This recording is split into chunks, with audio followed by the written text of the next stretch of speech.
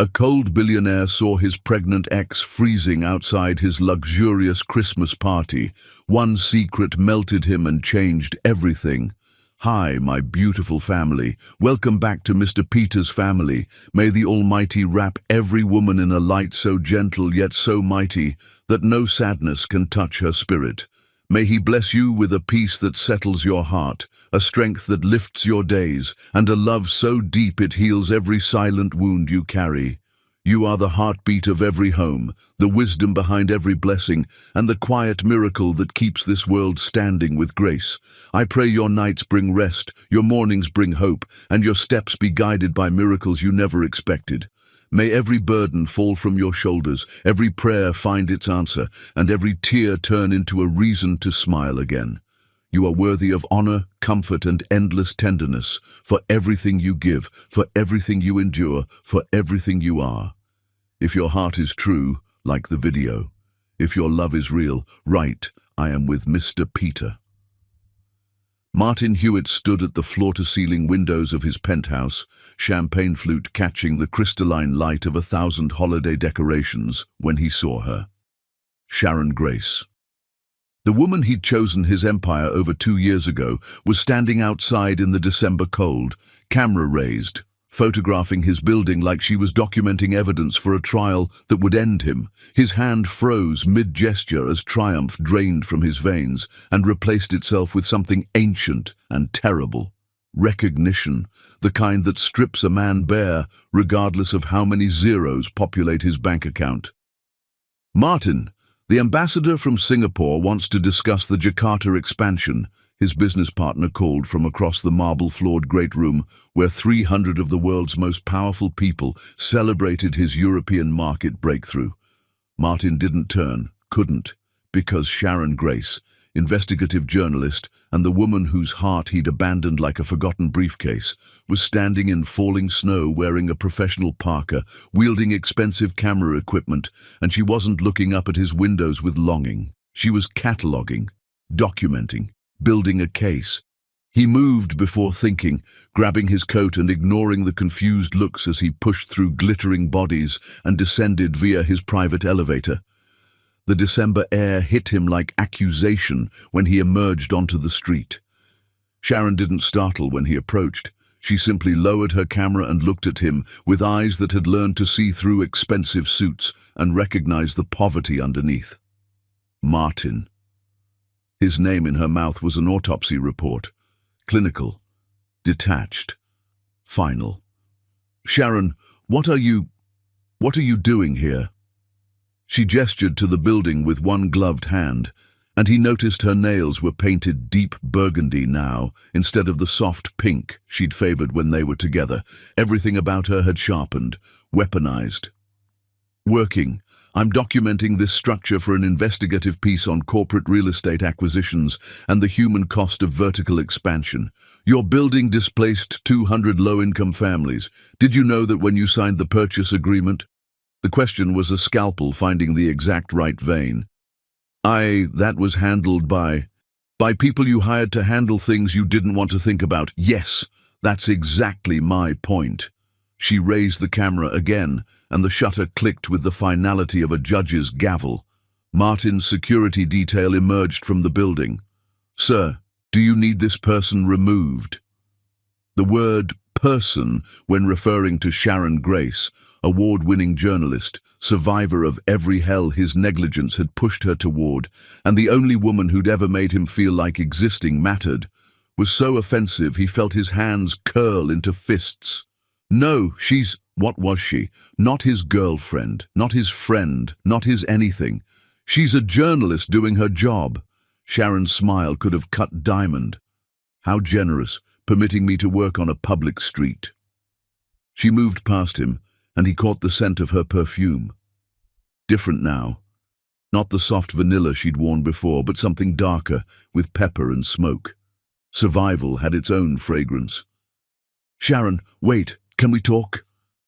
She turned back, and in the amber glow of streetlights, he could see how the 2 years had carved her beautiful face into something more severe. She'd lost weight, gained angles, become geometric where she'd been curved. "About what, Martin?" About how you promised we'd go to my mother's birthday dinner and cancelled 4 times. About how you said you just needed to close the Singapore deal, and then we'd take that trip to Morocco. But the Singapore deal turned into the Seoul expansion, which turned into the Mumbai acquisition, which turned into you forgetting I existed. Or should we discuss how when I finally told you I couldn't keep waiting for a man who scheduled me like a quarterly earnings call, you said, "I understand," and went back to your spreadsheets. Each word was a counted bill he owed that had been accruing interest in the bank of her suffering. I was wrong, I know that now. You knew it then, Martin. You just didn't care enough to change. She pulled a business card from her pocket and handed it to him. The cardstock was heavy, expensive. Her name embossed in silver, Sharon Grace, Senior Investigative Reporter, specializing in corporate accountability and the men who evade it. I'm running a feature on your company's labor practices in your supplier factories. I spent 6 months embedded undercover documenting everything. It publishes Tuesday. Your lawyers will probably call it defamation. My lawyers will call it Pulitzer-worthy. We'll see who's right. She walked away without looking back. Her footprints in the fresh snow, the only evidence she'd been there at all. Martin stood on the street in his $5,000 suit, cooling champagne back in his penthouse, 300 powerful people waiting for him to return, and all he could think was that Sharon Grace had learned to walk away from him the way he'd once walked away from her, easily. His business partner found him 10 minutes later, still standing in the snow. "Everything all right? Who was that?" Martin watched Sharon's car disappear around the corner, taillights bleeding red into white precipitation. "Someone I used to know." She looked angry.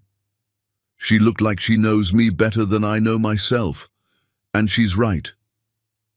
He returned to his party, but the champagne tasted like ashes and every conversation felt like noise, because Sharon Grace wasn't standing in his snow trying to get back into his world.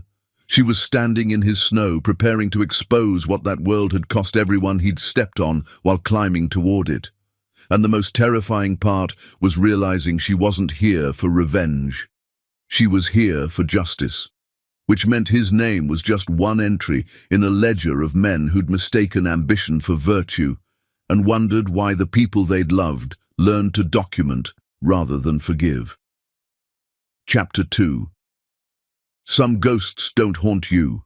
They publish your sins in 10,000 words. The article went live at 6 in the morning on a Tuesday, and by the time Martin's assistant brought him coffee at 8, his phone had recorded 217 missed calls. The headline, "The Human Cost of Hewitt Consolidated, How One Billionaire Built His Empire on Broken Promises," sat at the top of every major news aggregator, trending globally with the kind of velocity usually reserved for celebrity deaths and political scandals. Sharon hadn't just written an exposé, she'd written an execution. Martin read it 3 times, each pass revealing new layers of surgical precision. She'd documented labor violations in his supplier factories with testimony from workers who'd been injured and denied compensation. She'd traced his real estate acquisitions to displacement of vulnerable communities. She'd interviewed former employees who described a workplace culture of relentless pressure and emotional unavailability from leadership. But the most devastating section had nothing to do with business. It was a sidebar, written in Sharon's trademark precise prose, titled, "The Personal is Always Political, a Case Study in Abandonment." She didn't use his name, didn't need to. Everyone who knew them would recognize the story. Subject A was a mid-level analyst who dated a business school student. She supported his ambitions, attended his networking events, proofread his presentations. When he graduated and took a position at a consulting firm, he promised the grueling hours were temporary. 2 years later, she was still eating dinner alone. When she requested they schedule dedicated time together, he called her clingy. When she suggested couples therapy, he said he didn't have time to fix something that wasn't broken. When she finally ended the relationship, he said he understood and returned to his emails. 6 weeks later, her mother, drowning in gambling debts, accepted money from Subject A's mother to push the analyst into an arranged marriage with a wealthy businessman. The marriage lasted 8 months. The businessman was emotionally abusive.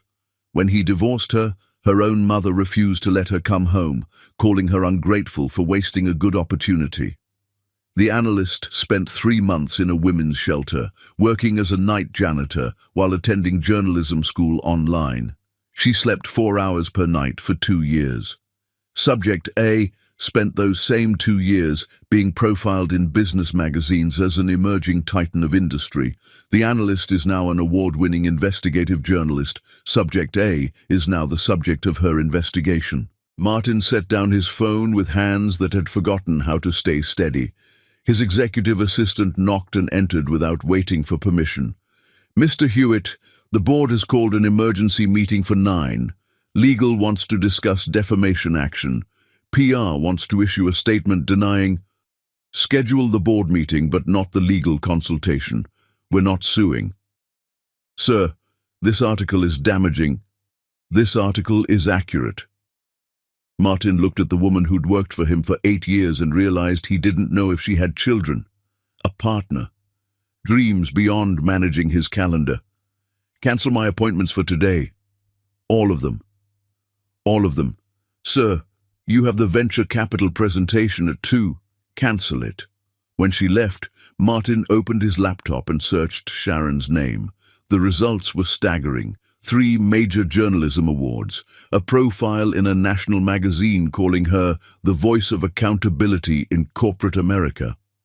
A photograph from her journalism school graduation where she looked exhausted and triumphant simultaneously, holding her degree like a weapon she'd forged in fire. While he'd been celebrating his European expansion last year, she'd been graduating top of her class from the shelter she'd called home. The board meeting was carnage. 7 members demanding legal action, his CFO suggesting they discredit Sharon by questioning her sources, his head of PR proposing a counter-narrative about vindictive ex-girlfriends. Martin let them talk for 30 minutes before speaking. "Everything in that article is verifiable fact. Our labor practices were exploitative. Our real estate acquisitions did displace families. I did deprioritize relationships for business advancement. Suing her won't change the truth. It'll just confirm we're exactly what she documented, people who choose profit over accountability." "So, what do you propose?" his CFO demanded. "We just accept this? Our stock price dropped 6% this morning. I propose we fix it. Every violation she documented, we remedy. Every worker injured, we compensate. Every policy that prioritizes margins over human dignity, we rewrite. That will cost. I don't care what it costs. Implement the changes." The room erupted. Martin stood, ending the meeting through the force of vertical authority that hierarchy still respected even when logic didn't. His mother called at 4 in the afternoon. Vivian Hewitt, former socialite and current board member, sounded like someone gargling broken glass mixed with old money condescension. "I assume you've seen the character assassination that bitter little journalist published. Her name is Sharon Grace, and it wasn't character assassination. It was documentation. She's destroying you because you had the sense to prioritize your career over some needy girl who wanted to play house. I told you then she wasn't suitable. You told me a lot of things, Mother. Most of them were designed to create the son you wanted instead of helping the person I actually was. Don't you dare blame me for your romantic failures. I don't blame you for the failure. I blame you for teaching me that people were obstacles to success instead of the point of it. Sharon saw through that. I didn't. That's on me." He ended the call. By evening, social media had turned his name into a trending topic. TikTok videos mocked him with side-by-side photos. Martin at galas, while Sharon was homeless. Twitter threads compiled his business magazine quotes about sacrificing personal comfort for professional excellence next to descriptions of her shelter experience. Someone had even created a viral video set to melancholic piano music, scrolling through the timeline of his rise and her suffering. The comments were brutal poetry. Imagine being so mediocre at being human that the woman you abandoned becomes more successful exposing you than you ever were exploiting people. He chose profit margins over the woman who's now exposing his profit margins. The irony is chef's kiss. Sharon Grace is what happens when you underestimate someone. She didn't get mad. She got credentialed, investigated, and published. Queen behavior. Martin didn't try to respond, didn't issue statements, just sat in his apartment, suddenly too large, too empty, too full of things he'd purchased instead of memories he'd made, and understood that Sharon Grace hadn't come to his building seeking reconciliation. She'd come to show him exactly what he'd become while she was busy surviving what he'd helped create. And there was no legal team expensive enough to defend against the truth. Chapter 3. When your past becomes everyone's entertainment, there's nowhere to hide. Martin discovered that being socially eviscerated happened in stages. First came the article, clinical, factual, devastating. Then came the social media explosion, creative, viral, inescapable. Then came the personal testimonials, and that's when he learned that Sharon's documentation of his failures was merely the opening argument in a trial where he couldn't defend himself because every witness was telling the truth. Women he'd dated casually after Sharon, brief encounters between business trips, dinners interrupted by phone calls, relationships that never progressed beyond surface compatibility, started sharing their experiences online, not coordinated, not malicious, just honest. Dated Martin Hewitt for 3 months. He took 7 business calls during our anniversary dinner and didn't understand why I was upset. When I ended things, he seemed genuinely confused that I expected emotional presence in addition to expensive restaurants. He cancelled our 4th date for a board meeting, rescheduled for 2 weeks later, then cancelled again for a different meeting. I asked if he actually wanted to date or just have someone available when his schedule permitted. He said, "Isn't that what dating is?" I realized he genuinely believed relationships were appointments you could reschedule indefinitely. The stories painted a picture of a man who approached human connection like contract negotiations, something to optimize, schedule, and deprioritize when higher value opportunities emerged. His college girlfriend from 15 years ago did an interview with a lifestyle blog. She'd become a successful architect, married with children, no apparent axe to grind, just memory served cold. Martin was charming and ambitious. I supported him completely, helped him study, attended his networking events, introduced him to my father's business connections. When I had a gallery opening for my architecture thesis, he missed it for a study group. I cried in the bathroom all night. When I told him how hurt I was, he said it was just a school project and there would be other openings. There weren't. That was my senior thesis, my proudest work.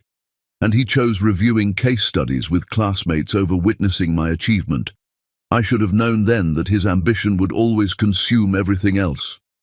I'm glad I left before I became Sharon Grace, surviving his negligence instead of just disappointed by it. Martin read each account with the slow-building horror of a man discovering he'd been committing crimes he didn't know were illegal, except these weren't legal violations, they were moral ones, the kind that couldn't be remedied with compliance departments and policy changes. His social calendar evaporated, invitations to galas were quietly withdrawn, his usual table at exclusive restaurants was suddenly unavailable for the foreseeable future.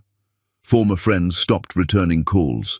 The social ecosystem that had celebrated his rise was now performing collective amnesia about ever knowing him. The business conference where he'd been scheduled as a keynote speaker uninvited him via a terse email citing recent reputational concerns. The charity board he'd sat on for 6 years asked for his resignation to avoid distracting from the organization's mission. Only his company remained, and even that was fracturing. 3 board members resigned. 2 major investors threatened to pull funding if he didn't get ahead of the narrative. The breaking point came when someone found a video from a business conference 5 years ago, Martin on a panel about work-life balance, young and confident, and catastrophically wrong. Work-life balance is a myth perpetuated by people without the courage to sacrifice for greatness. I'll sleep when I'm successful. I'll vacation when I've built something worth stepping away from. The people who complain about long hours are the same people who wonder why they're not in leadership. You can't build an empire and maintain a comfortable personal life simultaneously. Choose one. The video had 3 million views in 24 hours. The comments were archaeological excavations of his arrogance. This video aged like milk in the sun. The woman he sacrificed for his empire, she's now more successful than him, and she has integrity. Guess you can have both, Martin. You just chose neither. Sharon didn't comment on any of it publicly, didn't need to. Her silence was more powerful than engagement. She'd published her investigation, cited her sources, and moved on to her next story while the internet dissected his character without her assistance. But Martin saw her once, accidentally, at a coffee shop near his office. She was with Julian Reeves, the non-profit director she'd been photographed with, the man who looked at her like she was the entire point of his day. They were laughing at something on Julian's phone, comfortable and easy in a way Martin had never managed. Julian said something that made Sharon throw her head back with genuine delight, her laughter bright and unguarded, and Martin felt something he hadn't experienced in his entire climb to billionaire status, the understanding that he'd traded something irreplaceable for things that could be quantified. Sharon spotted him on her way out. Julian held the door while she paused, considering whether to acknowledge Martin's presence. She walked over, not aggressive, just curious, in the way someone might examine a museum exhibit about extinct civilizations that destroyed themselves through hubris. Martin. Sharon, What? What could he possibly say? I read the article, multiple times. And? Every word was accurate. Something flickered across her face. Not satisfaction. More like sadness that accuracy and destruction were synonymous when documenting his choices. I didn't write it for you. I wrote it for the workers you exploited and the people you taught that human connection was a low-priority agenda item. You were just the case study. I know, but I want you to know. I'm implementing changes. Everything you documented, I'm fixing. That's good. You should fix things that are broken. That's basic decency, not redemption. Julian appeared at her shoulder, politely protective. Sharon introduced them with the kind of easy grace that communicated she'd moved on so completely that Martin wasn't even a source of tension anymore, just an awkward encounter with someone she used to know. We should go, Julian said gently. Reservations in 20 minutes. Sharon nodded, then looked back at Martin one last time. I hope you become someone different. Not for me, I've moved on. But for yourself. Because the man I documented in that article, he's not someone I'd want to be. She left with Julian, their hands finding each other naturally, and Martin stood in the coffee shop understanding that Sharon Grace had done something more devastating than expose him. She'd survived him, thrived beyond him, and made it clear his significance in her life was historical rather than present. He was a footnote in her origin story. The villain she'd defeated by becoming successful enough to document his failures without needing his validation to matter, and that truth hurt more than any social media roasting possibly could. Chapter 4. Forgiveness isn't owed to men who finally notice you're magnificent. Martin's mother hosted her annual charity gala in February with the kind of aggressive normalcy that suggested nothing had changed, despite everything being fundamentally different.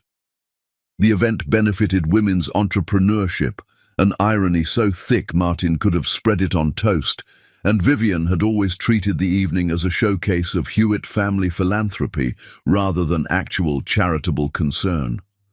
Martin attended out of obligation and immediately regretted it. The room was full of people who'd read Sharon's article, seen the social media dissection, and now regarded him with the particular fascination reserved for train wrecks and fallen empires. Then Sharon walked in, and the ballroom's energy shifted like weather systems responding to atmospheric pressure changes. She wore an emerald gown that made her skin glow like polished mahogany, her natural hair styled in an elaborate updo that framed her face like a crown. Julian accompanied her, handsome and attentive, and together they looked like the kind of couple that magazines photographed for aspirational lifestyle features. Martin learned she was the evening's guest of honor from the program notes.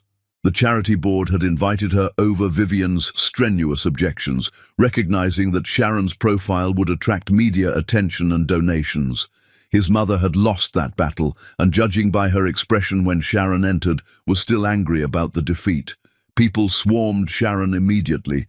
Business leaders who'd once attended Martin's parties now competed for her attention, asking about her investigative methods, praising her courage, offering connections and opportunities. She handled it with grace, acknowledging compliments without false modesty, engaging in conversations that suggested she belonged in these rooms, not because someone had granted her access, but because she'd earned it. When Sharon took the stage for her keynote, the room quieted with genuine attention rather than polite obligation. 2 years ago, she began, her voice carrying the kind of authority that comes from having nothing left to lose and everything to prove. I stood outside a building in the snow, looking up at a Christmas party I wasn't invited to. The building belonged to someone who'd once promised me I mattered, but whose actions consistently communicated the opposite. I stood there taking photographs for an investigation, and I remember thinking how strange it was that I'd once begged this person for time, and now I was voluntarily spending my time documenting his failures. Martin's chest constricted. Every eye in the room flickered toward him before returning to Sharon. Tonight I'm speaking at an event I was invited to. In a room full of people who value my work, wearing a gown I purchased with money I earned through skills I developed during the hardest period of my life. And I'm thinking about all the women who've stood outside their own metaphorical buildings, looking up at parties they weren't invited to, wondering why the people who should have valued them chose literally anything else. She paused, letting the weight settle. We talk about women's entrepreneurship like it's an abstract concept. But for many of us, entrepreneurship wasn't a choice. It was survival. We built businesses because traditional employment wouldn't accommodate childcare needs. We started consulting firms because corporate hierarchies excluded us. We became journalists because someone needed to document the truth even when it was uncomfortable. We didn't choose entrepreneurship out of ambition. We chose it out of necessity when the systems designed by men like... She gestured vaguely toward Martin's section of the room, failed to make space for us. The applause was immediate and sustained. Vivian looked like she'd swallowed glass. Martin felt every word like surgical incisions, precise, necessary, painful. Sharon continued for 20 more minutes, weaving statistics about women's economic participation with personal narrative about rebuilding from abandonment, creating a speech that was simultaneously academic and deeply human. When she finished, half the room stood in ovation. Martin waited until the crowd thinned before approaching her in a side hallway. Sharon was alone briefly, checking her phone, and looked up when his shadow fell across her path. That was a powerful speech. Thank you. Polite. Distant. The tone you'd use with a stranger who complimented your shoes. I wanted to apologize. Martin, stop. She held up one hand, and her nails were still that burgundy color that looked like controlled violence. I don't want your apology. I don't need it. I don't accept it. What I want is for you to understand that you're not the main character in my story anymore. You're context. You're the before. I'm living in the after, and it's infinitely better without you trying to insert yourself into it with apologies that make you feel better, but do nothing for me. I'm not trying to make myself feel better. Yes, you are. That's what apologies are when they come after someone becomes too successful to ignore. They're not about remorse. They're about ego management. You're sorry I documented your failures publicly. You're not sorry you committed them privately. Julian appeared, 2 champagne flutes in hand, and offered one to Sharon, with the kind of casual intimacy that spoke of inside jokes and late-night conversations and all the small moments Martin had considered too insignificant to prioritize. Everything okay? Julian's question was directed at Sharon, not Martin, which was its own form of dismissal. Fine. Martin was just leaving. Martin should have left. Would have, if not for the desperate need to understand how Sharon had become this person, armored and magnificent and completely beyond his reach. How did you do it? How did you survive what happened and become this? Sharon's smile was archaeological, something preserved from before she'd learned that survival required weaponizing competence. I didn't have a choice. When you have nothing left, you either die or build. I chose building. Every day I chose building. And eventually I built something so solid that men like you couldn't knock it down even when you tried. Which you didn't, because you forgot I existed. So I built in peace, and now my foundation is stronger than your empire ever was, because mine is constructed from necessity rather than ego." She walked away with Julian, leaving Martin in the hallway, understanding that he hadn't just lost Sharon. He'd lost the opportunity to ever know the person she'd become. That version of her was built specifically in opposition to the environment he'd created, which meant he couldn't exist in proximity to her evolved self without contradicting the conditions that created her. Near the bar, he encountered Sharon's friends. 3 women who regarded him with the collective energy of a jury that had already reached a verdict. The divorce lawyer spoke first. "Martin Hewitt, Sharon's mentioned you. Well, she's mentioned what you represented. Lessons learned. Behaviors to avoid. That sort of thing." The therapist tilted her head, examining him like a case study. "It's fascinating how men like you only develop emotional availability after the relationship ends, almost like you're capable of growth but only when forced by consequences." The boutique owner just smiled, cold and amused. She's happy now, really happy, the kind of happy that doesn't require expensive gifts or grand gestures, just consistent presence from someone who understands that love is a verb requiring regular practice. You should try that with your next relationship if you're capable of learning.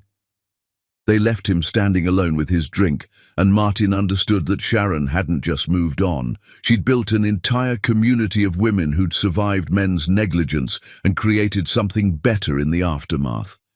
He wasn't their villain. He was their cautionary tale, the one they referenced when teaching each other what to avoid. And somehow that was worse than being hated, being forgotten as anything other than a mistake someone else had learned from. Chapter 5. The price of redemption is everything you built while running. Martin didn't announce his reforms with press releases or grand statements. He started by reading every worker testimony Sharon had cited in her article, every injury report his HR department had filed and forgotten, every complaint that had been marked resolved without actual resolution. He spent 2 weeks doing nothing but reading, and by the end, he understood why Sharon's article had been merciful. The reality was worse than she'd documented.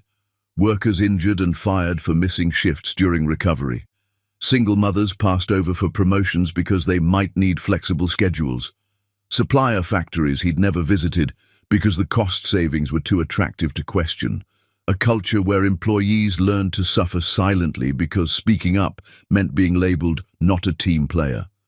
Martin started with the smallest changes, commissioned independent safety audits at every facility, instituted anonymous reporting systems, real ones, not the performative suggestion boxes that previous management had installed and ignored, increased base wages by increments his CFO called fiscally irresponsible.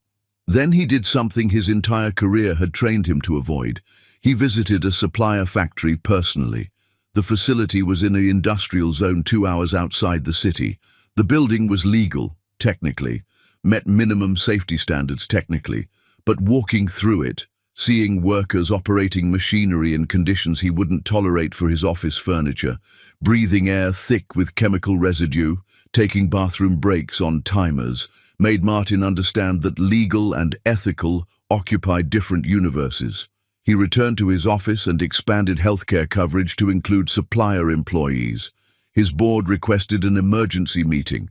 This will cost millions, then it costs millions. Over 6 months, Martin implemented comprehensive labor reforms, living wages that exceeded market rates, healthcare that covered families, profit-sharing structures that distributed wealth beyond executive compensation, parental leave policies that didn't penalize women for biology. The pushback was immediate and brutal. His CFO quit, calling the changes emotional decision-making. 2 board members followed within days. Major investors filed formal complaints about breach of fiduciary duty. Martin's stock portfolio lost 40% of its value in those 6 months. The business magazines that had once profiled him as an emerging titan now ran pieces about his costly moral awakening and questioned whether conscience was compatible with capitalism. His mother called on a Tuesday evening, her voice sharp with aristocratic fury. "You're destroying everything I taught you to build, everything I sacrificed to create. You taught me that people were obstacles, that relationships distracted from legacy, that winning justified any cost. I learned those lessons perfectly, Mother, so perfectly that I destroyed the one relationship that mattered and built an empire on suffering you taught me to consider acceptable collateral damage. That journalist has poisoned you." "Sharon didn't poison me. She held up a mirror, and I'm looking at what stared back. You're dismantling your legacy. I'm dismantling your legacy. Mine doesn't exist yet. I'm trying to build one that doesn't require other people's suffering as its foundation." He ended the call. The board meeting happened on a Thursday morning. The conference room felt different now, less like a temple of capitalism and more like a tribunal. The chairman opened with projections: revenue down 18%, operational costs increased by regulatory compliance beyond legal requirements, market capitalization decreased from investor exodus, stock price dropping daily. "These reforms are financially unsustainable," the chairman concluded. "We're asking for your resignation effective immediately, with a 6-month transition period to new leadership." Martin looked at the 9 faces around the table, people he'd worked with for years, built relationships with, trusted with his company's direction. None of them would meet his eyes except one, Octavia Sterling, the newest board member who'd joined last year after selling her tech startup. "Before you vote," Martin said quietly, "I want you to understand what you're actually voting on. You're not choosing between profit and principle. You're choosing whether this company's legacy is built on exploitation or integrity. Sharon Grace's article wasn't propaganda, it was documentation. Every violation she cited was verifiable fact. We built this by externalizing costs onto vulnerable people and calling it operational efficiency.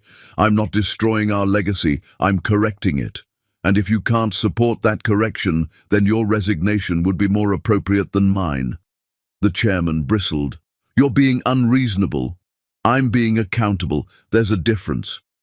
The vote was 7-2 in favor of his resignation. Only Octavia and one other member voted to keep him. Martin cleaned out his office that afternoon, his employment at the company he'd built ending with a cardboard box of personal effects and a security escort to ensure he didn't access sensitive files.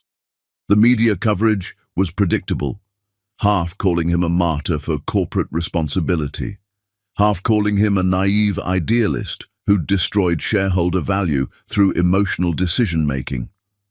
Sharon's publication ran an analysis piece: Martin Hewitt's Reforms, Genuine Change or Damage Control. She didn't write it, but the piece interviewed skeptical workers and concluded whether Hewitt's reforms represent authentic transformation or elaborate reputation management remains to be seen. Time will tell if his commitment outlasts the news cycle. Martin read it and understood. She wasn't giving him credit because credit required sustained proof beyond initial gestures. He sold his penthouse apartment and moved to a modest 2-bedroom in a less exclusive neighborhood, sold his luxury car and bought something practical, liquidated his art collection, wine cellar, watch collection, all the status symbols that had meant everything and nothing simultaneously. With the proceeds, he established a foundation funding education for workers displaced by corporate restructuring. Not in his name, anonymous. Because one thing Sharon had taught him through her absence, redemption wasn't performed for audiences. It was practiced in rooms where no one was watching. Weeks became months. Martin's former business associates stopped returning calls. His mother published an op-ed calling him a cautionary tale of how weakness masquerading as morality destroys generational wealth. His social media mentions oscillated between admiration for his apparent growth and skepticism about his motivations. Through a mutual acquaintance, he learned Sharon was being harassed by Randolph Sterling, her ex-husband, recently released on bail, furious about her reporting on his fraud. Randolph was using wealth and connections to intimidate her, filing frivolous lawsuits, sending threatening messages through intermediaries. Martin still had information on Randolph from their overlapping business circles, but using it would require a choice he'd spent his entire career avoiding, choosing what was right over what was strategic. He sat with that decision for 3 days before making it. Chapter 6. Some sons choose truth over mothers, and the fallout is nuclear war. Martin found the contract while closing out his executive access to company servers, a routine financial review that suddenly looked different through reformed eyes. Wire transfers from Vivian to an account belonging to Delilah, Sharon's mother. $200,000, itemized as consulting services. With a contract attachment that made Martin's stomach turn, he read it 3 times to make sure he understood what his mother had done. She'd paid Sharon's mother to arrange Sharon's marriage to Randolph Sterling, specifically by name, with payment schedules tied to wedding date, marriage duration, and successful resolution of the Sharon situation. Martin sat in his smaller apartment, contract printouts spread across his kitchen table, and understood that Sharon's trauma hadn't been tragic coincidence. It had been purchased by his mother, using family money, to remove an obstacle from his career path. He appeared at his mother's residence unannounced on a Thursday morning, contract in hand.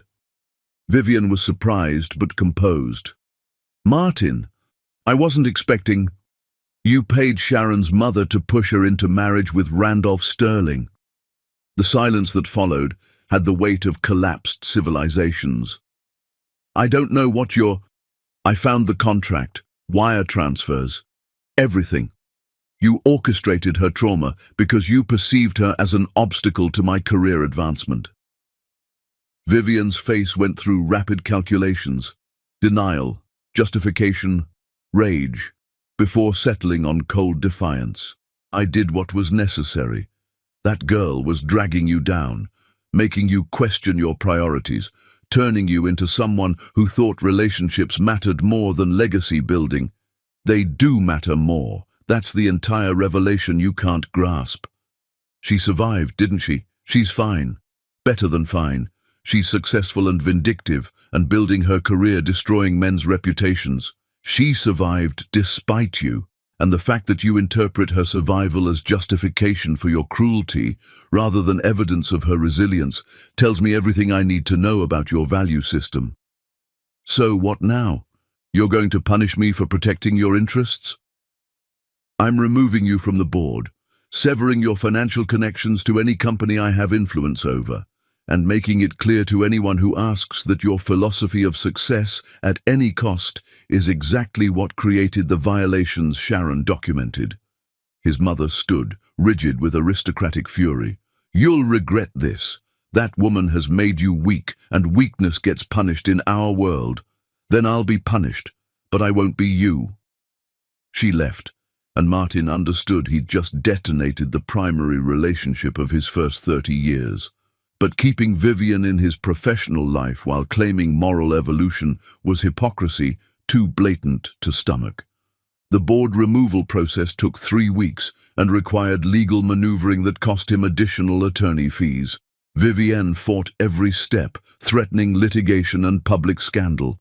Martin had documentation, including her payments to Delilah, which made her threats hollow. When the removal finalized, Vivian retaliated with a press interview that went viral immediately. "My son is experiencing a mental health crisis," she told a sympathetic journalist from a conservative business magazine. "He's destroyed billions in shareholder value, alienated every business contact he cultivated, and sacrificed his career for the approval of a vindictive ex-girlfriend who's built her brand on attacking successful men. I'm deeply concerned for his psychological state." The article's headline, "Vivian Hewitt, Billionaire's mother speaks out about son's breakdown following journalist's exposé." The interview included thinly veiled suggestions that Sharon had manipulated Martin emotionally and professionally, that her article was motivated by personal vendetta rather than journalistic integrity, that Martin's reforms were symptoms of instability rather than accountability. Social media erupted. half defended Vivian as a concerned mother, half recognized the attack for what it was, a powerful woman punishing her son for choosing ethics over empire. Sharon's response came 3 hours after the article published, posted on her social media with the kind of surgical precision that had made her journalism legendary. Vivian Hewitt called me vindictive and suggested I've manipulated her son. Interesting choice of words from a woman who paid my mother $200,000 to force me into an abusive marriage because she saw me as an obstacle to her son's career trajectory. I have documentation, bank records, signed contracts. Should I publish them, or would you like to retract your statement and apologize for orchestrating trauma you're now pretending didn't happen? The post included one attachment, a PDF of the contract between Vivian and Delilah, with both signatures clearly visible and every payment meticulously documented. The internet went thermonuclear. Within 6 hours, Vivian's name was trending globally. Legal analysts appeared on news shows discussing potential criminal implications of paying someone to coerce their daughter into marriage. Mental health advocates condemned Vivian's weaponization of mental illness terminology to discredit legitimate accountability. Women's rights organizations called for investigations into whether Vivian's actions constituted human trafficking. Martin's phone exploded with calls from reporters, former colleagues, and distant relatives he'd forgotten existed. He ignored all of them, except one text from Sharon. "I published the contract. I'm sorry if that complicates things with your family, but she attacked my credibility, and I don't let attacks stand without evidence." Martin responded immediately. "Don't apologize. You documented the truth. That's what you do. Thank you for that." Her response came after a long pause. "Are you okay? I know she's your mother, regardless of what she's done." "I'm better than okay. I'm free. She can't hurt me anymore because I've chosen truth over her approval. That's the best inheritance she never intended to give me." 3 days later, Vivian published a second statement through her attorney, a retraction of her comments about Sharon and a terse acknowledgement that personal matters were handled inappropriately years ago. No apology, just legal maneuvering to avoid lawsuits. But the damage was irreversible. Vivian's reputation, built on decades of charity galas and social positioning, crumbled under documentation that she'd trafficked a young woman for convenience. Her board positions at other companies requested her resignation. Her social circle contracted to only those willing to overlook paying someone to destroy their child's relationship. Martin's relationship with his mother died that week. Not with confrontation, but with silence. She stopped calling. He stopped hoping she'd develop conscience. They existed in separate worlds connected only by biology and a shared history of her teaching him everything wrong about success. Sharon's publication ran a follow-up article about Vivian's actions, contextualizing them within broader patterns of wealthy families, treating working-class individuals as obstacles to be eliminated rather than humans with agency. The piece was devastating and meticulously researched, citing the contract as primary evidence while interviewing other women who'd experienced similar coercion from wealthy families. Martin read it twice, understanding that Sharon had done something remarkable. She'd taken her personal trauma and transformed it into journalism that protected other women from similar exploitation. She'd weaponized her survival into systemic change, and she'd done it without needing his permission, validation, or involvement, which was exactly as it should be. Late one evening, after the media firestorm had subsided into background noise, Martin received a text from Delilah, Sharon's mother, whom he'd never met, but whose signature shared space with his mother's on a document that had changed Sharon's life. "I'm in therapy now. Sharon and I are rebuilding our relationship. It's slow and hard, and I don't deserve her forgiveness. But I want you to know, I'm sorry. For taking that money, for failing my daughter, for being part of your mother's cruelty. I can't undo it, but I'm trying to become someone who wouldn't do it again." Martin saved the message but didn't respond. Delilah's redemption wasn't his to validate. That was between her and Sharon. but it reminded him that change was possible even for people who'd committed terrible betrayals. The question wasn't whether people could change, it was whether they'd put in years of work when no one was watching to become different than they'd been, and whether the people they'd hurt would ever trust that change was genuine. Martin was discovering that the answer to the second question mattered less than the commitment to the first. Chapter 7. The man who learned to beg did it on his knees, publicly. The Business Ethics Conference invitation arrived in September with institutional legitimacy suggesting someone believed Martin had something valuable to contribute beyond serving as a cautionary tale. He almost declined. Public speaking now felt like performance art, where he was both actor and subject. But the conference organizer's note was persuasive. "We don't want you to defend yourself. We want you to tell the truth about how corporate culture creates men who treat people like spreadsheet line items. Most speakers at these events preach about ethics they've always practiced. You can talk about ethics you learned to practice after devastating consequences. That's more valuable." Martin accepted. Prepared no notes. Just stood on a stage in front of 300 business leaders and decided that if he was going to exist publicly, he'd exist honestly.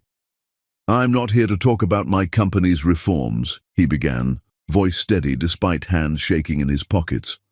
"I'm here to confess." The room quieted with the particular silence that precedes revelation. "For 15 years I built an empire on one principle: success justifies everything. I didn't count costs because other people paid them. Workers injured in my supplier factories that I never bothered to visit. Families displaced by my real estate acquisitions that I never questioned. A woman who loved me and asked for time I considered too valuable to waste on emotional maintenance." He paused, finding his breath in the stifling conference center air. "I had a partner, not a business partner, a life partner. She asked me to prioritize our relationship. I told her I was building our future through my career success. She asked for consistency. I gave her cancellations and reschedulings. She asked if I could make space for both ambition and connection. I told her she was being unrealistic about what building empires required." The audience was completely still now, and Martin recognized several faces that had once been in his business network, back when he had a business network. When she finally left, I felt relieved, unburdened, free to focus on what I'd convinced myself mattered. I didn't follow up, didn't check on her, didn't care that I'd heard through acquaintances she was struggling, because in my mind, struggling meant she lacked my work ethic and vision. His voice cracked, and he didn't hide it, didn't smooth it over, let 300 people see him break. She ended up in a shelter. I ended up in Forbes. And I told myself those outcomes were logical extensions of our different priorities. She prioritized relationships. I prioritized results. The market rewarded me and punished her, which I interpreted as proof I'd been right all along. Except I wasn't right. I was monstrous. And I didn't realize it until she became an investigative journalist and published an article documenting exactly how monstrous I'd been. Not just to her, to everyone whose suffering I'd considered acceptable collateral damage in pursuit of shareholder value. He looked directly at the audience, meeting eyes that had once sought his mentorship and now regarded him with fascination typically reserved for objects in museums about civilizations that destroyed themselves. "I'm not reformed, I'm ashamed, and I'm trying to build something that doesn't require other people's suffering as its foundation. Not because I'm noble, because I have to live with who I was, and that person is unbearable to inhabit. Every policy change I've implemented, every worker I've compensated, every resource I've redirected from executive pay to labor protections, none of that erases what I did. It's just evidence I finally understood what should have been obvious from the beginning, that people aren't obstacles to success. They're the entire point of it." The silence stretched and stretched. "That journalist who exposed me? Her name is Sharon Grace. She survived what my negligence enabled, built a career documenting men like me, and made it clear she doesn't want my apology, doesn't need it, doesn't accept it, and she's absolutely right to refuse. Because apologizing after your court isn't remorse, it's reputation management. So I'm not apologizing to her. She's moved on. built a life that doesn't include space for my guilt. What I'm doing is confessing to all of you, to anyone in this room who's made the same calculations I did, who's told themselves that relationships can wait, that people can be rescheduled, that love is less important than leverage. You can't reschedule people. They move on. They survive you. And if you're lucky or unlucky, depending on your perspective, they become powerful enough to document your failures publicly. Sharon Grace didn't destroy me. She revealed me. And that revelation is the most valuable thing anyone's ever done for me, because it made continuing to be that person impossible. He stepped back from the microphone, and the applause that followed was confused, not celebratory, just acknowledgement that they'd witnessed something rare. Complete honesty about failure without self-protective caveats or redemption narrative framing. The speech went viral within hours, 25 million views by midnight. Business outlets ran competing analyses about whether public confession constituted genuine accountability or sophisticated image rehabilitation. Social media split between praising his transparency and questioning whether someone who'd caused such harm deserved platforms for redemption narratives at all. Sharon watched from her office. Colleagues gathered around her computer as the view count climbed exponentially. "That wasn't performance," Imani said quietly, rewinding to watch his voice break again. "That was real." Keisha nodded slowly. "He didn't say your name until he'd established the full context of why you don't want it. That's something." Jade looked at Sharon, therapist's eyes reading micro-expressions. "How do you feel watching this?" Sharon's face was complicated territory. Not angry, not satisfied. Something closer to exhausted recognition of transformation she'd witnessed but couldn't yet trust. "I feel like he's finally becoming someone I might have respected if he'd been that person from the beginning. Which doesn't change what happened, but maybe complicates my understanding of what's happening now." She published an analysis piece the next day. When Men Confess, Accountability or Performance. The article examined Martin's speech alongside other public apologies from business leaders, discussing authenticity markers versus strategic reputation management techniques. Her conclusion was measured. Confession is easy. Changed behavior over years without audience validation is hard. Martin Hewitt's speech demonstrated honesty about past failures. Whether his honesty translates into sustained ethical practice beyond the spotlight remains observable. History doesn't grade on potential. It grades on results measured over time. Martin read the article 3 times and understood with perfect clarity. Sharon wasn't giving him credit for the speech. She was giving him space to prove whether his confession meant something beyond the 25 million views and favorable commentary it had generated. And that space, that withholding of judgment while keeping the door microscopically ajar for evidence of sustained change, was more generous than anything he'd earned through 15 years of empire building or 1 hour of public confession. Chapter 8. The difference between sorry and sacrifice is what you're willing to lose. Randolph Sterling made bail in late October through the kind of legal maneuvering that money purchases when justice is theoretically blind but practically expensive.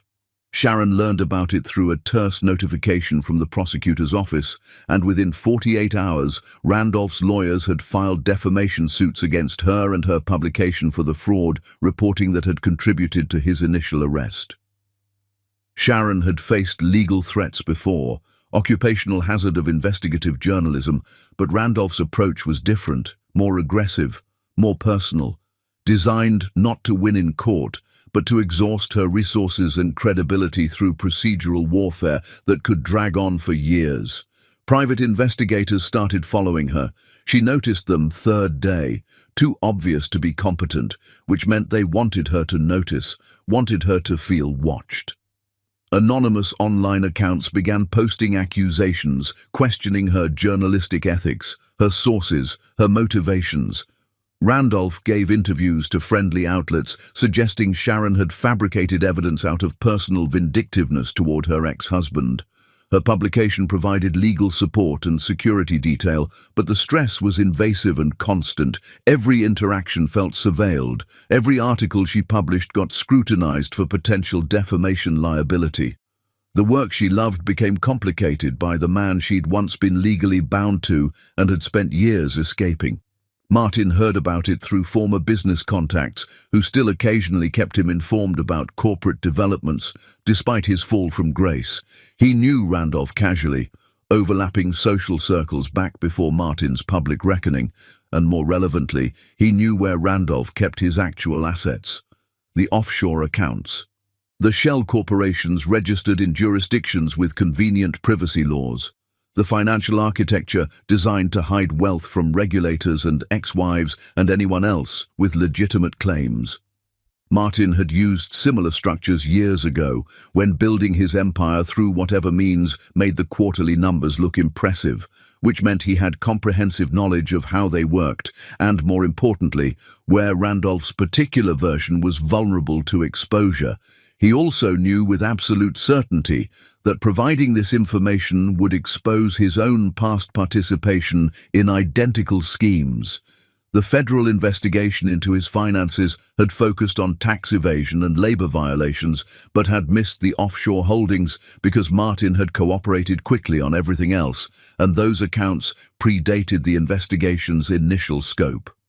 Reopening that door meant risking indictment for financial crimes that could result in actual prison time rather than just probation and fines. His lawyer was explicit and emphatic about the risks.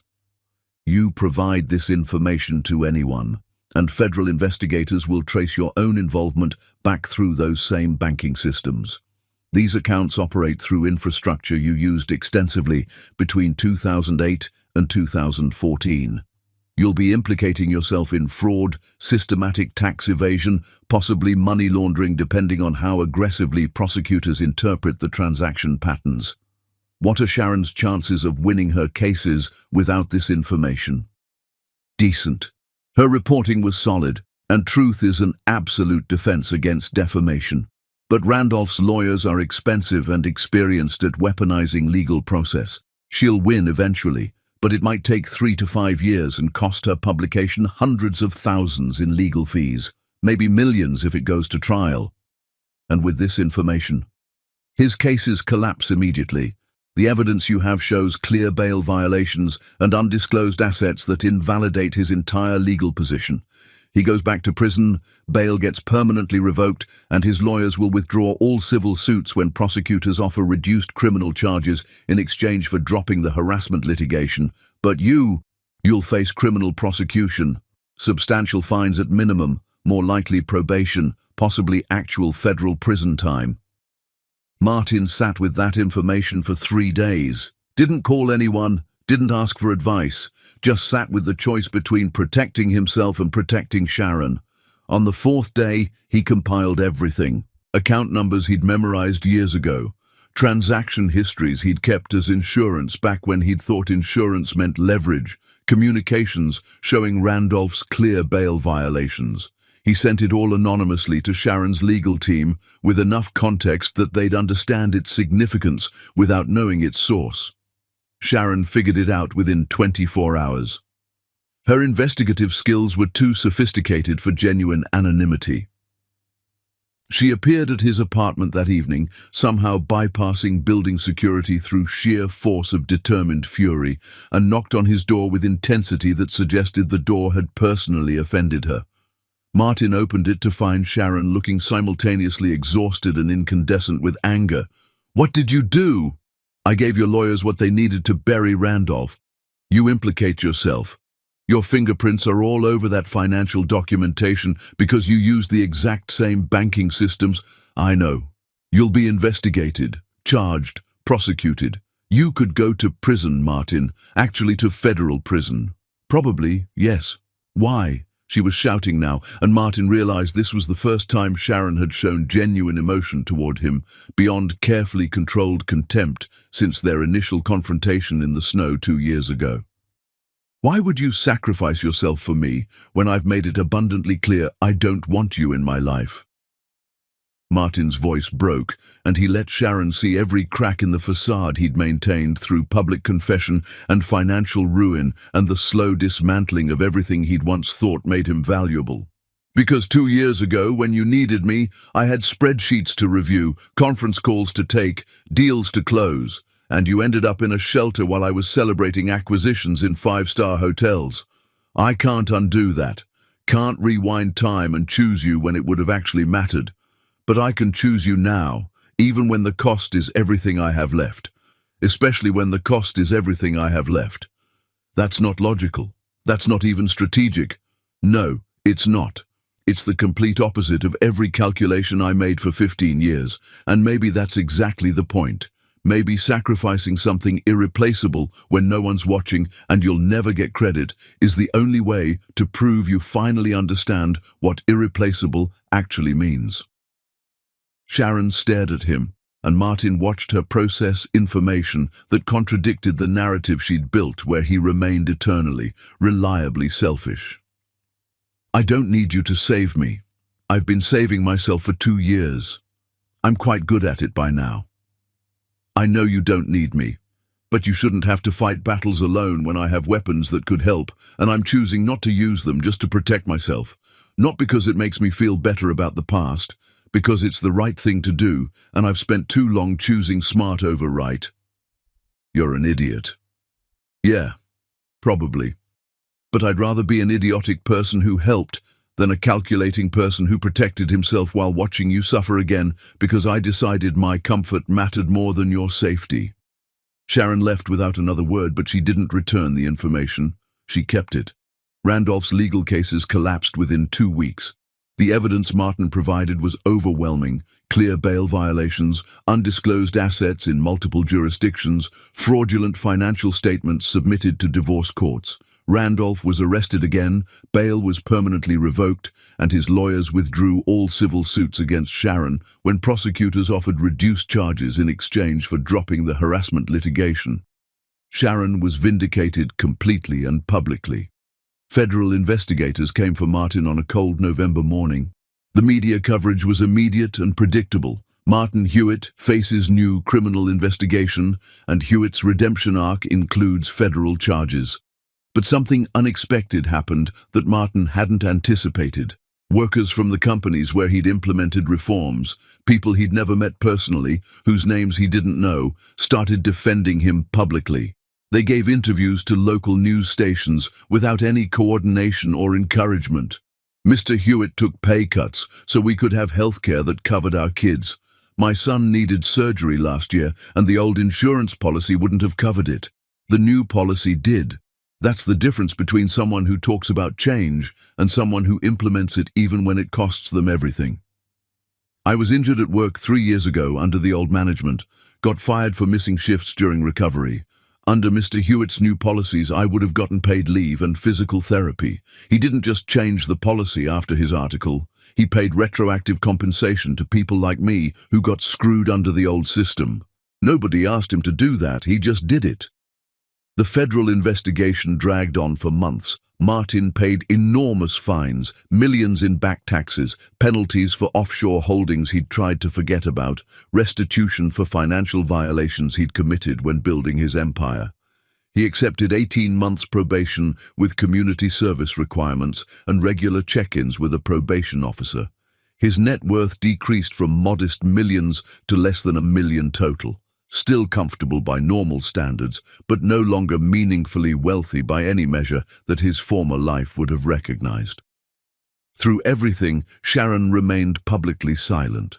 No articles, no social media posts, no acknowledgement that Martin had sacrificed himself to protect her legal position.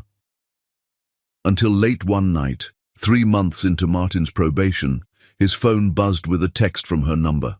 The number he'd never deleted despite knowing she'd blocked him years ago and had probably forgotten he still had it saved. "Are you okay?" Martin stared at those 3 words, the first direct contact Sharon had initiated in over 2 years, and felt something crack in his chest that had been calcified by guilt and loneliness, and the understanding that he deserved both. "I'm not wealthy anymore. I'm under probation. I'm unemployable in my old industry. But yeah, I'm okay. Better than I was when I had everything except self-respect." Her response came immediately. like she'd been waiting for his reply. Good. Then, after a pause long enough that Martin thought the conversation had ended, You didn't have to do that. Sacrifice yourself for my legal battles. I know I didn't have to, but I wanted to. Not for credit, not for forgiveness, not to make myself feel better about the past, because it was the right thing to do, and I'm trying to learn how to recognize the right thing and then actually choose it even when it costs me everything. Another long pause. Martin could see the typing indicator appear and disappear 3 times before her response finally came through.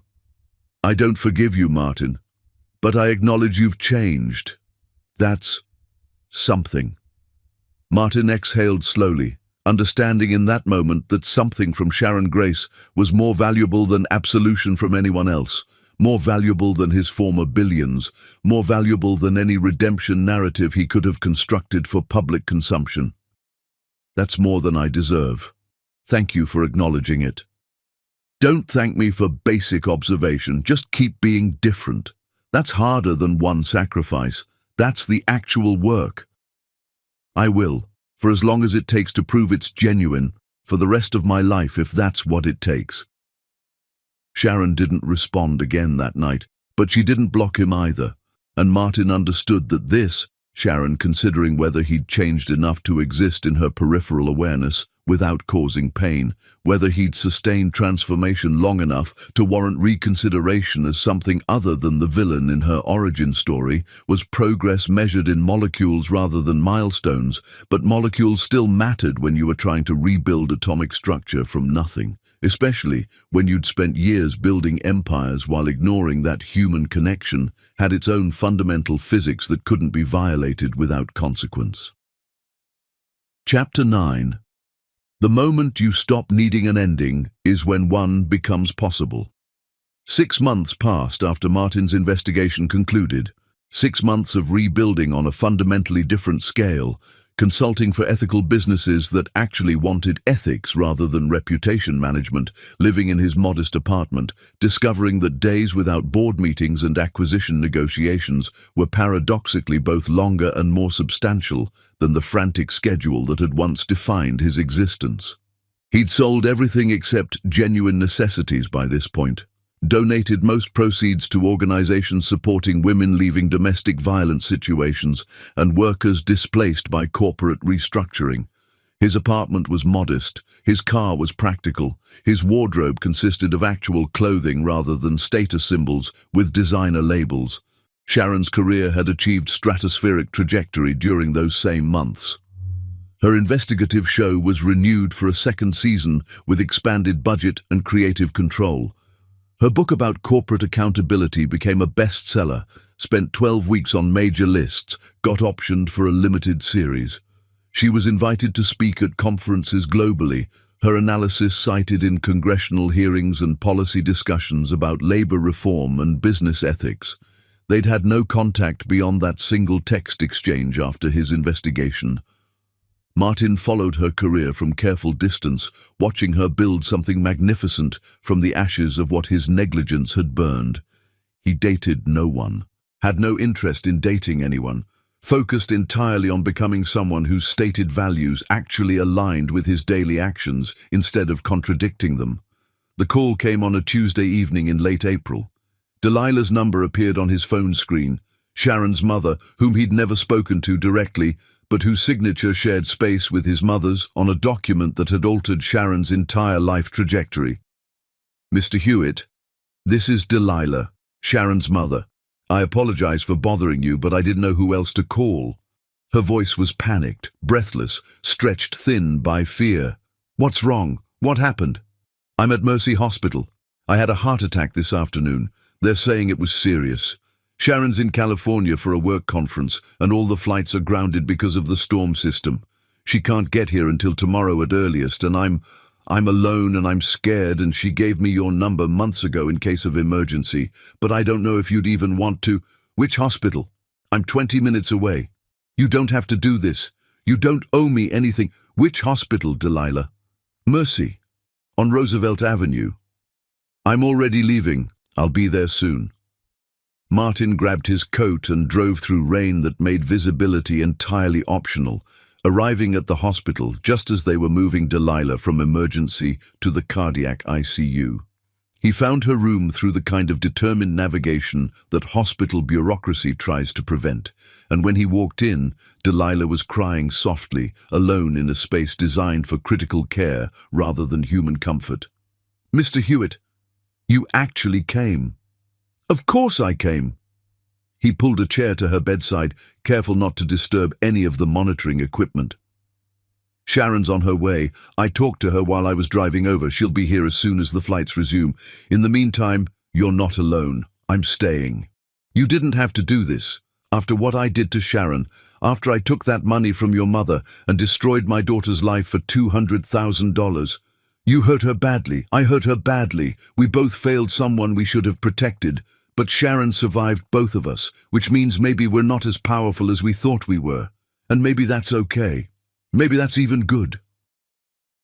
Delilah's cardiac monitor beeped steadily, reassuring in its mechanical consistency, and Martin stayed through shift changes and visiting hour restrictions that he simply ignored, convincing nurses through sheer persistent insistence that he was family until Sharon could arrive to make that claim legitimately.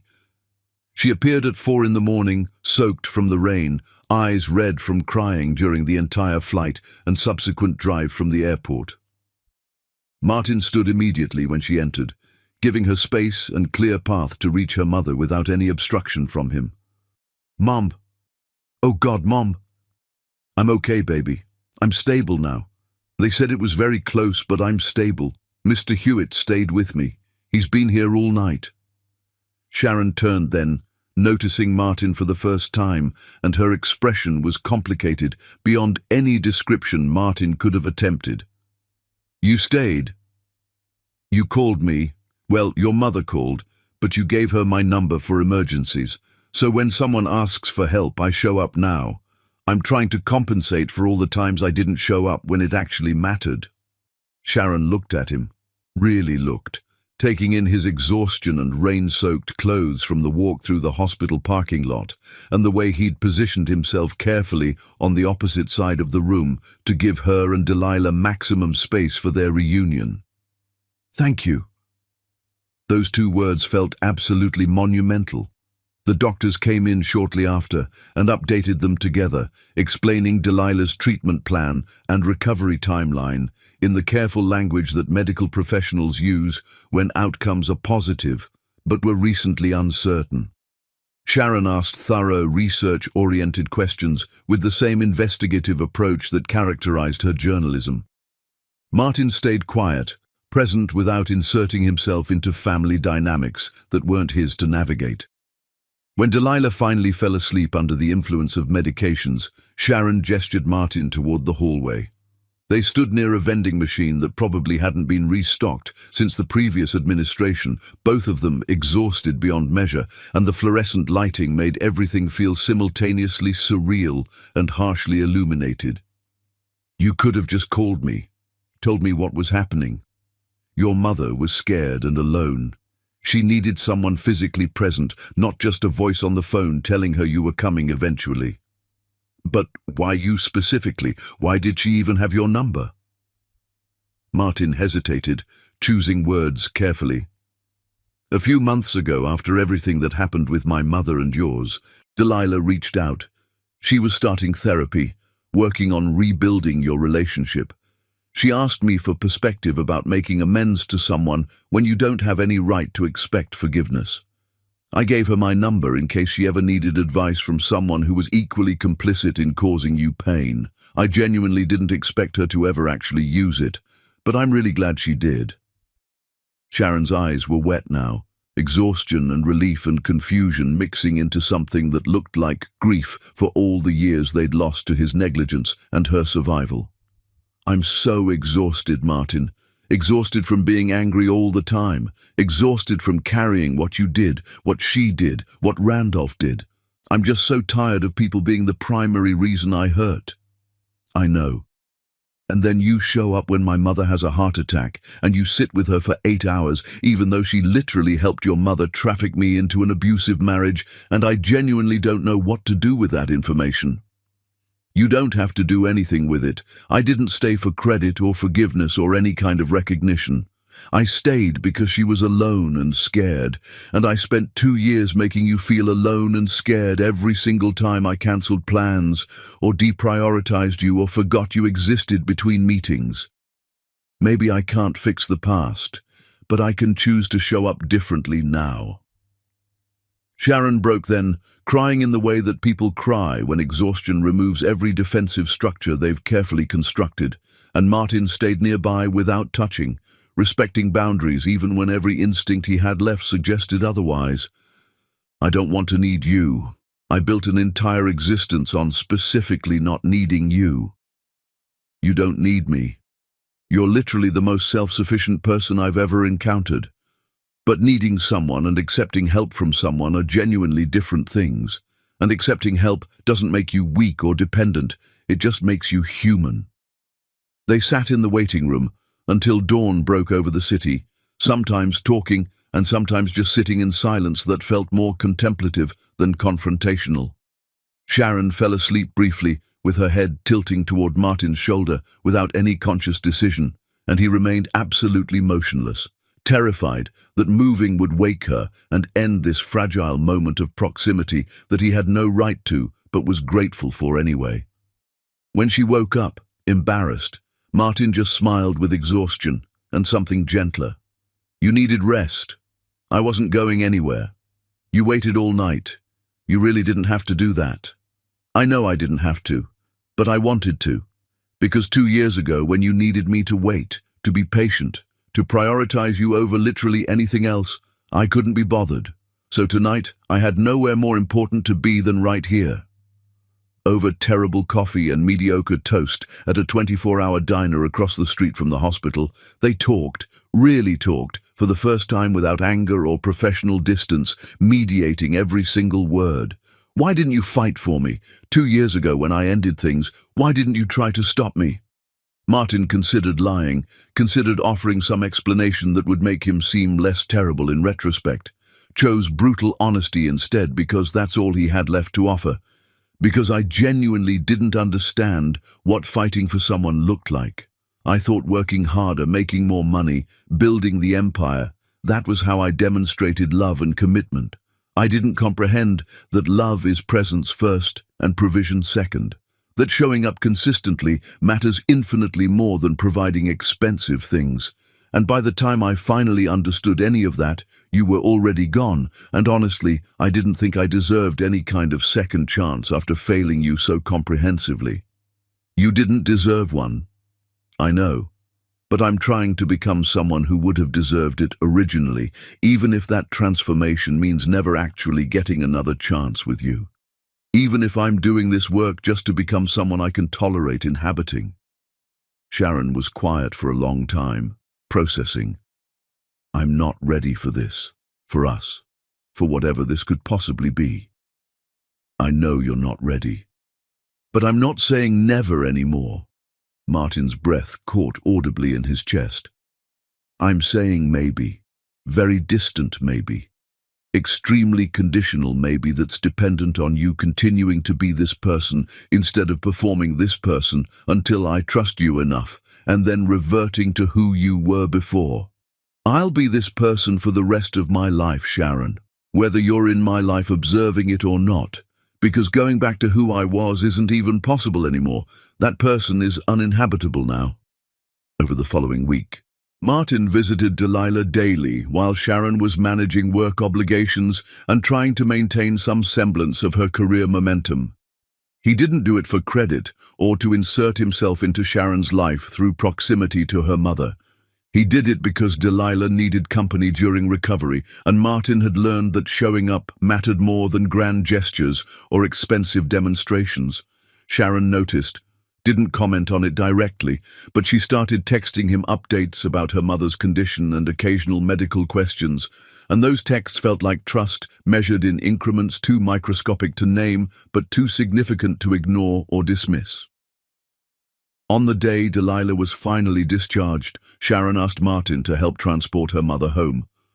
They drove in careful silence, Delilah in the back seat watching her daughter and the man who'd once broken her daughter's heart navigate proximity like diplomats negotiating fragile peace treaties. At Delilah's apartment, after ensuring she was settled with everything she needed for recovery, Sharon walked Martin to his car in the parking lot. "Thank you for this entire week, for showing up. You don't have to thank me for doing what any decent person would do. I do have to thank you, because you didn't have to do any of it, and you did it anyway without asking for anything in return." Sharon paused then, considering words carefully before speaking them. "Coffee next week, Thursday afternoon, that diner we went to. I'll be there. This isn't forgiveness, Martin. I know it's not. This isn't us dating or reconciling or any kind of romantic narrative you might be constructing. I understand completely. This is just me exploring whether we can exist in the same physical space without me hating you or you disappointing me. That's literally all I'm offering right now." "That's everything. That's more than everything." Sharon almost smiled then. Almost. "Don't make me regret this decision." "I won't. I promise I won't." She walked back toward her mother's apartment building, and Martin drove home with hands shaking on the steering wheel, understanding that Sharon Grace had just offered him something infinitely precious and absolutely terrifying, the possibility that people could actually change enough to warrant genuine reconsideration from the people they'd hurt most severely. Not forgiveness, not reconciliation, not redemption, just the simple acknowledgement that history didn't have to dictate every single possible future, that the past could inform without imprisoning. That transformation, if sustained long enough and proven through consistent action rather than words, might eventually earn the right to be witnessed and considered rather than automatically dismissed. And for Martin Hewitt, who'd spent 2 years learning that redemption was measured in years of changed behavior rather than moments of dramatic confession, that acknowledgement was everything he'd been working toward without quite daring to hope he'd ever actually receive it. Chapter 10. The reunion that rewrote what endings could mean. 2 years after that first hospital coffee, Sharon Grace stood in the building where Martin Hewitt had once thrown Christmas parties while she stood outside freezing in the snow. Except now she owned the building, and tonight's gala celebrated her foundation. The irony wasn't lost on anyone, least of all the journalists who'd requested interviews about the symbolic reversal. Sharon had declined every request. The reversal wasn't symbolic. It was literal, material, and entirely intentional. She'd purchased the property when Martin's downsized company vacated, transforming it into headquarters for her foundation, supporting women rebuilding after divorce and family abandonment. Tonight was the foundation's annual fundraiser. Christmas again, full circle. Snow was falling outside the same floor-to-ceiling windows where Martin had once stood looking down at her with champagne in hand while she documented his building for an investigation. Martin had been invited, not by Sharon, but by Delilah, who now directed the foundation's counseling programs and maintained that everyone deserved to witness the work their failures had inadvertently inspired. Sharon had initially protested the invitation, then realized her protest was about control rather than genuine objection. If she was truly past what Martin had done, his presence shouldn't threaten her carefully constructed equilibrium. He arrived at dusk, standing outside in falling snow, looking up at the building with an expression Sharon recognized from her own face 2 years ago. Uncertainty about whether entry represented permission or trespass. She went to him, coat wrapped over her emerald gown, breath visible in December air. "You're going to freeze out here." Martin turned, and Sharon catalogued how the 2 years had continued carving him into someone fundamentally different, thinner in a way that suggested asceticism rather than illness. His coat was nice, but clearly not expensive. His car in the parking lot was practical rather than luxury. Everything about his presentation communicated he'd learned to exist without excess. "I wasn't sure if I should come inside. Your mother invited me, but this is your night, your triumph. I don't want my presence to contaminate it. Sharon studied him with the thoroughness of someone who'd spent years learning to see through surfaces. You've changed significantly, even in just the last 2 years since we started having occasional coffee. 13 times we've had coffee, exactly 13 times in 2 years. But who's counting? Martin smiled, sad and self-aware. I am, every single one of them. Why are you really here tonight? Your mother thought it was time. Time for me to see what you built from nothing. Time for you to decide if I belong in this room or if my presence is still painful enough that I should leave immediately. Sharon looked at the snow, the building, the man who'd once made her feel completely invisible. Come inside. It's too cold out here for philosophical conversations about boundaries. The gala was magnificent. Hundreds of women whose stories paralleled Sharon's, abandoned, divorced, financially devastated, rebuilt through sheer determination, filled rooms that had once hosted men celebrating acquisitions built on others' suffering. The transformation was absolute and deliberate. Martin stayed carefully peripheral, watching Sharon command her empire with the kind of authority that comes from earning rather than inheriting power. People swarmed her constantly, and she handled the attention with grace that suggested she'd learned to receive admiration without deflecting it as weakness. Sharon's friends found him near the bar eventually, the jury reconvening. Imani spoke first. You've been funding this place, anonymously, for 2 years straight. Sharon's work is genuinely important. Keisha tilted her head. You never took credit for the donations, never used them to try inserting yourself into her life or buying access. Credit isn't the point of charitable giving. The women being helped are the point. Jade almost smiled, which from a therapist felt like provisional approval. 2 years of consistent behavior is a meaningful sample size for evaluating pattern change. We've been watching closely. When Sharon took the stage for her keynote, the room quieted with genuine respect rather than social obligation. Her speech was powerful, weaving economic statistics with personal narrative about rebuilding from abandonment. She never named Martin explicitly, but twice her eyes found him in the crowd, and those moments felt like acknowledgement that he was context to her story rather than its protagonist. We talk about redemption like it happens instantaneously. Someone apologizes, and we're supposed to forgive immediately. But redemption is years. It's someone demonstrating through sustained action that they've fundamentally changed their value system. And here's what I've learned. Forgiveness isn't required. Ever. We don't owe forgiveness to anyone, regardless of how much they've changed or how long they've worked at transformation. She paused, and the room held its collective breath. But acknowledgement, acknowledging that someone has genuinely put in the work, that they're measurably different than they were, that's something we can choose to give, not for them, for ourselves, to release the weight of who they were and make space for who they might be becoming. The applause was sustained and heartfelt. After, as guests mingled, Martin didn't approach Sharon, just existed in her space without demanding attention, which felt like growth measured in restraint. Near midnight, as crowds thinned, Sharon found him in a corridor lined with photographs of women the foundation had helped. You stayed the entire evening. You said I could come inside. You didn't specify departure time. I genuinely didn't know if you'd actually come tonight. Your mother invited me, and beyond that, I wanted to see what you built, wanted to witness your triumph, even if I could only do it from the margins. And you're magnificent, more magnificent than I ever understood when I had the privilege of being in your life the first time. They stood in silence that felt less like conflict and more like two people figuring out if they could occupy the same space without destruction. I don't forgive you, Martin. I know you don't. I don't know if I ever will. That's completely acceptable.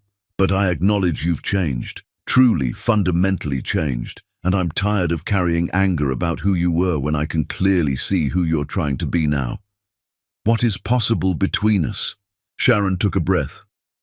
I genuinely don't know. That's what makes this terrifying. We don't have to figure it out tonight. No, but we do have to be honest. What do you actually want, Martin? Martin had prepared for this question for 2 years and still felt completely unprepared. I want you in my life, in whatever capacity you'll allow. If that's occasional coffee every few months, I'll treasure it. If it's friendship, I'll honor it carefully. If it's something more someday, if you ever trust me enough for more, I'll spend the rest of my life proving it wasn't a mistake. But I don't need an answer tonight. I don't need an answer this year. I'll wait as long as necessary because becoming someone worthy of you matters infinitely more than whether you ever actually choose me. What if the answer is never? What if I decide I acknowledge your change but still choose not to have you in my life?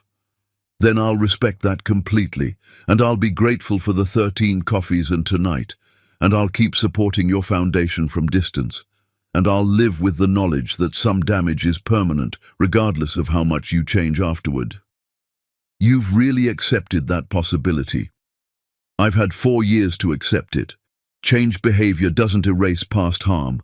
I can be better without being forgiven for who I was, and that has to be enough for me. Sharon felt tears coming. I'm not ready for this. For us. For whatever this could be. Okay. But I'm not saying never anymore. Martin's breath caught audibly. I'm saying possibility, distant conditional possibility, dependent on you continuing to be this person for years more. Music drifted from the ballroom. Dance with me. They moved in silence, and Sharon catalogued every sensation, his heartbeat against her palm, the careful way he held her, close enough to be real but distant enough to respect boundaries, the way he smelled like something simple now instead of expensive status signaling. It doesn't feel like suffocating anymore. What does it feel like? Like something I'm not ready to name yet, but not painful anymore. The song ended. I'm going to continue my life, my career, my foundation, my everything, with or without you. I know. But if you're in it, if I decide that someday it's entirely on my terms, my timeline, I'll wait. Years, potentially. I've learned patience. Martin left soon after.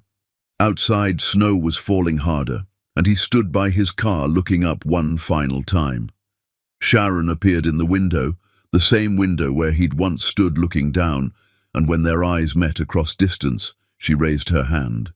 One small wave, not a promise, just acknowledgement, the beginning of possibility, and Sharon watched him leave without pain for the first time in 4 years. Just curiosity about whether the man he'd become could sustain himself long enough for her to trust his change was permanent rather than performed. She turned from the window to find her friends watching. So? Imani asked. So we'll see. Maybe yes. Probably complicated, but possible. When did you become someone who gives second chances? Sharon smiled, small and private and genuine. When I realized second chances aren't about who someone was. They're about who you're becoming. And I'm becoming someone who doesn't let the past write every future. I write it. And maybe that future has space for someone who finally learned people matter more than empires. The snow fell on a building she owned, on a life she'd built, on a future she was writing, and for the first time since Martin Hewitt broke her heart 4 years ago, Sharon Grace wasn't standing in the cold, looking up at someone else's party.